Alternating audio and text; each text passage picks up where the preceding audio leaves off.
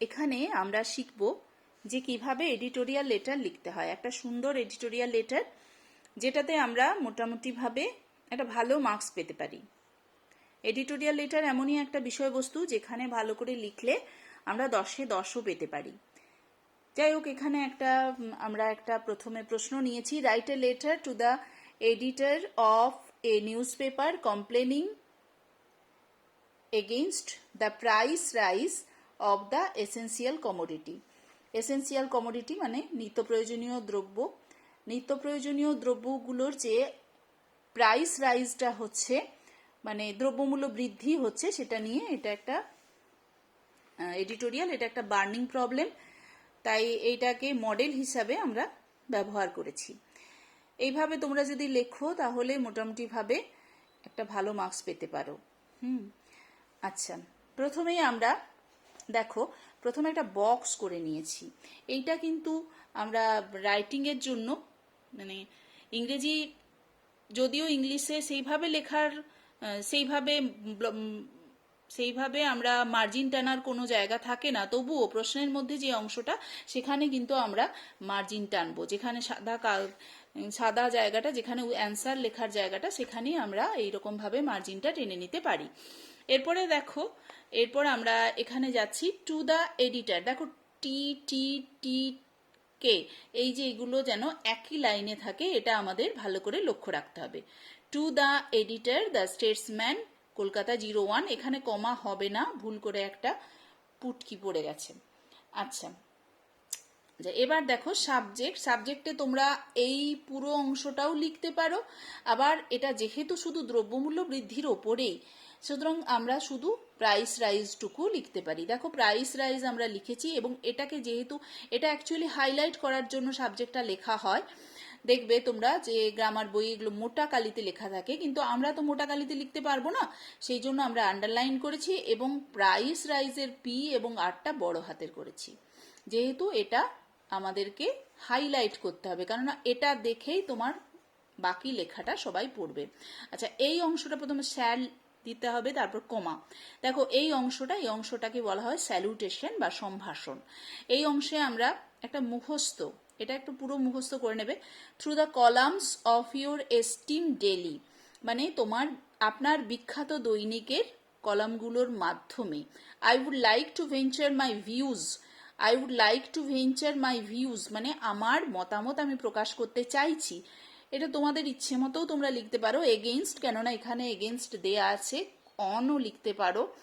Against the price rise of the essential commodities হয়ে গেল।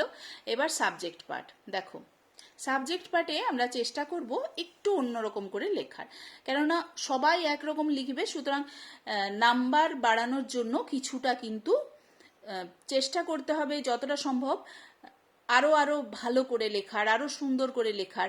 আমি যেটা লিখেছি এটা একটা শুধুমাত্র মডেল, এর থেকেও ভালো তোমরা লিখতে পারো, অনেক অনেক ভালো লিখতে পারো। In the present scenario of Indian economy, দেখো এখান থেকে শুরু করেছি আমরা, যে ভারতের বর্তমান যে অর্থনৈতিক অবস্থা তা সেটা বিচার করলে দেখা যায়, it is found in the present scenario মানে হচ্ছে কন্ডিশন। তোমরা কন্ডিশন লিখতেই পারো, কিন্তু কন্ডিশন লেখার থেকে সিনারিও লিখলে আরেকটু বেটার হলো। In the present scenario of Indian economy, ভারতের অর্থনীতির যে বর্তমান অবস্থা সেটা দেখলে ইট ইজ ফাউন্ড, এটা দেখা যায় যে a vast majority of people are living below poverty line or just above the poverty line. দেখা যায় যে একটা বিরাট অংশ দারিদ্র সীমার নিচে অথবা দারিদ্র সীমার ঠিক ওপরে বাস করছে। So it has become very difficult for them to make both ends meet, সুতরাং এটা তাদের কাছে খুবই কঠিন হয়ে দাঁড়ায় যে তারা to make both ends meet মানে হচ্ছে তাদের মানে প্রতিদিনের খরচ চালানো। দেখো এটা একটা ইডিওমেটিক এক্সপ্রেশন, এবং এটা তোমরা যে কোনো জায়গায় ব্যবহার করতে পারো। But nowadays there is a trend of rising the price of essential commodities, কিন্তু এখন দেখা যাচ্ছে যে নিত্য প্রয়োজনীয় যে জিনিসগুলো তার একটা দ্রব্যমূল্য বৃদ্ধি, এটার একটা ট্রেন্ড মানে ঘরানা তৈরি হয়ে গেছে। It is mainly cause due to some dishonest. এবার দেখো এটার কারণটা আমরা লিখছি, অত কিছু কিন্তু লিখছি না যে এবারে কোথায় কি হচ্ছে, কোথায় কি বাড়ছে, এটার বাড়ছে ওটার বাড়ছে এত কিছু লিখবো না, শুধু এইটা লিখবো যে প্রাইস রাইজটা আমাদের জন্য কতটা ক্ষতিকর হচ্ছে, শুধু সেইটুকু লিখেছি। তারপরে এর কারণটা লিখছি। পুরোটা কিন্তু অত কিছু লিখছি না, কেননা অত লিখলে তোমার 10 নাম্বারের প্রশ্ন, অত বেশি লিখলে তোমার কিন্তু এটা বেড়ে কি বল, ওয়ার্ড লিমিটটা এক্সিড করে যাবে, সেটাও কিন্তু চলবে না, অত বেশিও লেখা চলবে না। তাহলে আমরা আর টু দ্য পয়েন্ট লেখাটাই কিন্তু বেশি important. It is mainly cost, এবার কারণটা লিখছি, ইট ইজ মেনলি কস্ট, তোমরা কিন্তু কারণটা লেখো না, আমি দেখেছি, ইট ইজ কিন্তু এটা লেখা দরকার। It is mainly caused due to some dishonest businessman, এটা কিছু অসৎ ব্যবসায়ীর জন্য প্রধানত ঘটে থাকে। Besides there is also a rise of population, এবং তাছাড়াও দেখো একটা আমাদের জনসংখ্যা বৃদ্ধি একটা আমাদের এখানে একটা বিশাল বিশাল বড় প্রবলেম। তাহলে population there is also a rise of population where the production is less, কিন্তু উৎপাদন হচ্ছে কম, জনসংখ্যা বেশি বৃদ্ধি হচ্ছে। অ্যাপার্ট ফ্রম দিস, এছাড়াও দেখো একবার আমি বিসাইডস লিখেছি এছাড়াও, আবার এখানে আমরা লিখছি অ্যাপার্ট ফ্রম দিস, দেখো দুটো কিন্তু এটাও এছাড়া এটাও এছাড়াও, কিন্তু বারবার যখন এছাড়াও কথাটা লিখতে হচ্ছে তখন বারবার কি তুমি বিসাইডস লিখবে, সেটা ঠিক নয়। তাই জন্য apart from this the price hike of oil LPG makes the life of common people miserable, সাধারণ মানুষের জীবনকে মিজারেবল করে তুলছে, দুর্বিষহ করে তুলছে। এখানে দেখো, এখানে আমরা সাবজেক্ট পার্ট শেষ করে দিচ্ছি। এবার এই জায়গাটা তোমাদের নিজেদের ইচ্ছে মতো এন্ডটা করতে পারো, আমি এখানে ছোট্ট করে দিয়েছি, যেহেতু এই জায়গার বক্সের মধ্যে শেষ করার ব্যাপার আছে, কিন্তু তোমরা ইচ্ছে করলে এটা তোমাদের নিজেদের ইচ্ছে মতো লিখতে পারো।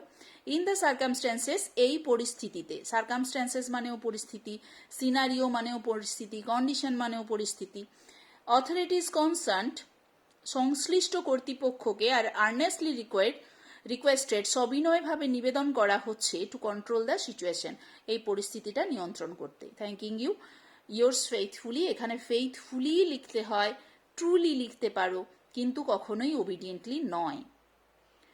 প্লেস ডেট, ঠিক আছে। এই হলো একটা এডিটোরিয়াল লেটারের ফরম্যাট। মোটামুটিভাবে এইরকম লিখতে পারলেই কিন্তু তোমরা 9 পাবেই, শিওর। ঠিক আছে।